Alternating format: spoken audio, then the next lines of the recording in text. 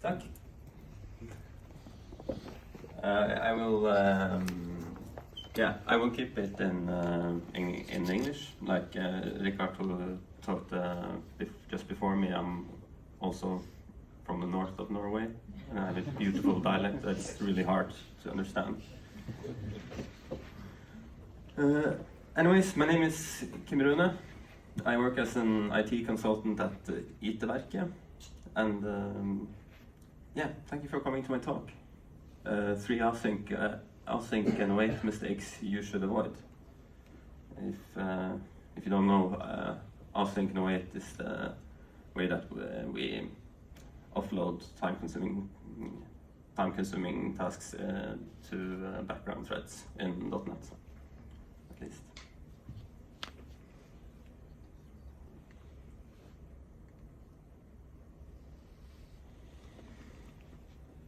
Yes, I would like to start by showing you the comment that I most frequently make in code review. And that is remove async and await. If all you do in a method is await an instruction and return the results, you do not need the async and await keywords. You can just return the task instead.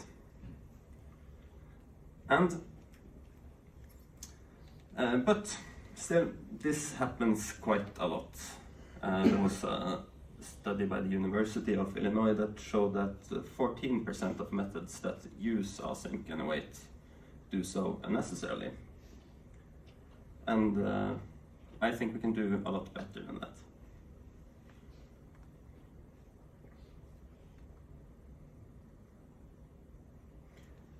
When you use the await keyword, you free up the current thread,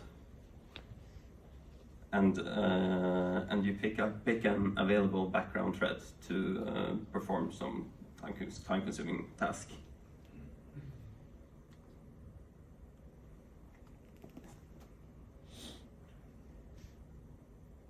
The available background thread is picked from the thread pool, which contains all available threads.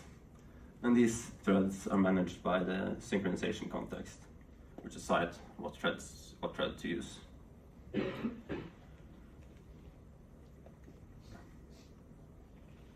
And this is especially important in UI applications, because you typically do not want to use the UI thread to do some time-consuming stuff like calling an API, because that would make the user interface freeze, and as you know, unresponsive applications typically get poor reviews. So let's look at an example. In this case, we start off with the yellow thread that initializes the Opkoko client and the result variable. We then encounter the infamous await keyword, and we free up the yellow thread. And we pick an available background thread to perform get some data. And when the green thread has finished doing get some data, we start waiting for the yellow thread to become available again. And when it is, we use it to initialize the data variable, and then we free it up again. We encounter another await keyword.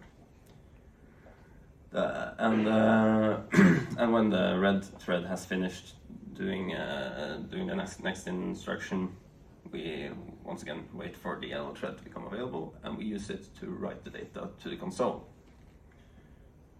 So why do I not like it when people write methods that simply awaits an instruction and returns the result? Let's have a look into the get some data method when called by the green thread.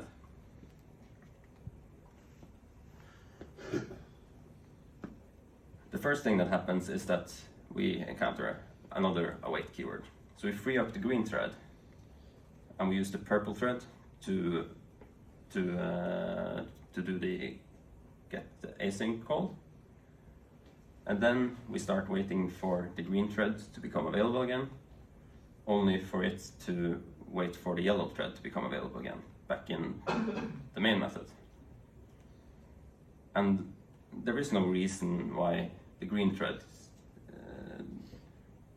there is no reason that green thread couldn't do the get async call. So we're just doing all this, consuming these extra threads.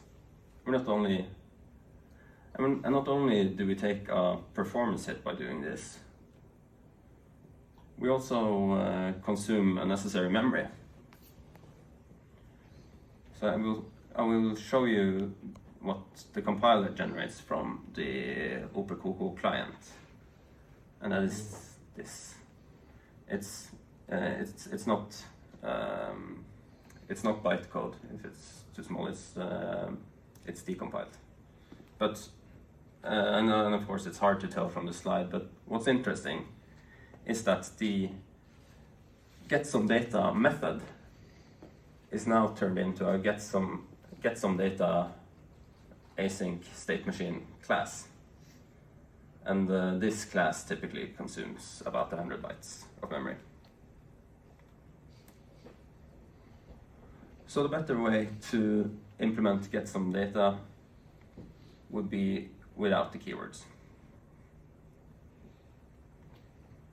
And in this case, the compiler generated code will not look much different from what we wrote. The next thing I want to talk about is configure await false. I have been told numerous times to use configure await false unless I need the context, but I disagree. I no longer think this is sound advice. Let's first look into the same code, but this time with configure await false. As before, we start off with the yellow thread, and then we encounter the await keyword, and we free up the yellow thread, and when the green thread has finished the get some data call, there is still some time until the yellow thread is available. But because we used configure await false here, and because the blue thread happens to be available at this moment, we use that one instead to initialize the data variable. Then we encounter the next. Then we encounter the next await, and we use the red thread to perform read string async. And once that's finished, we do not wait for the blue thread to become available again. We just simply use the orange thread because that's the one that was available at this moment. And this is all fine and dandy, so why shouldn't we use this all the time?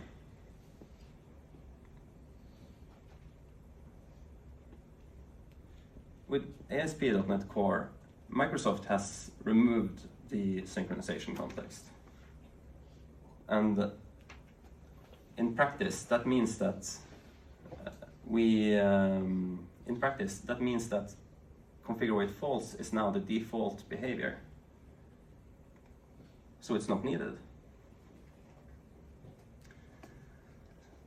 And there are also times where you actually want to wait for the original thread, and that is typically when updating the user interface in UI applications.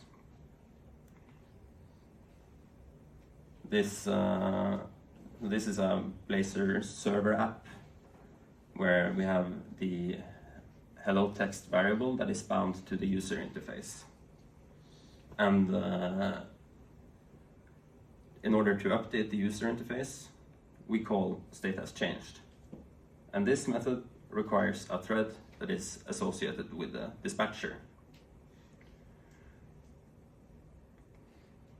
So what will usually happen if we use configure await false here is that we encounter the await keyword, free up the yellow thread, the UI thread, and we do get some data with the green thread. And because of configure await false, we do not will not wait for the yellow thread, so we use the blue thread instead. But this throws an exception at us that says the current thread is not associated with the dispatcher. And the only thread that is associated with the dispatcher in this instance is the yellow thread. So this will not work.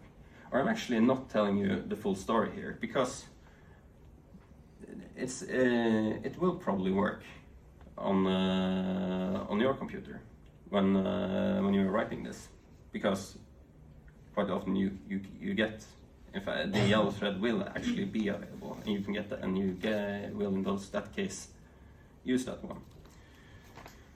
So, but then you would typically write this stuff and think this is great and push it to production, and then it starts to fail.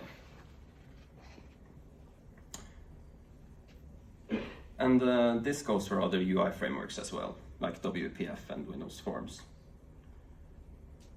But there is a UI framework where this will in fact work, and that is with Blazor WebAssembly.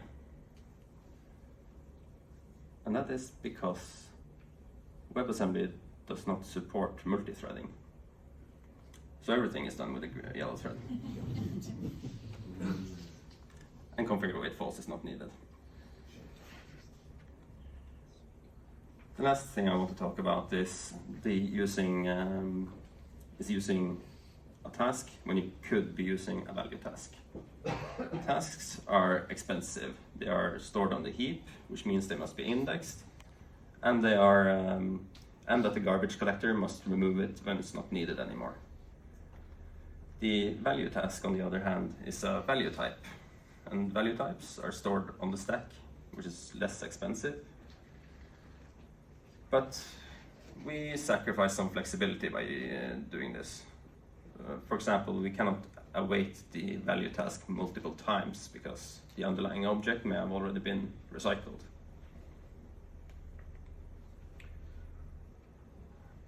This is a modified version of getSomeData. The changes we made is that the data is now cached, and that the async calls are now only done once. What happens after the if block is what we call the hot path. The hot path is the code that is most often traversed by the thread. And if the hot path does not include an await keyword, we can and should use the value task instead. So, to summarize, do not use async and await if you can just return the task. Do not use configure await unless there's actual benefit from it.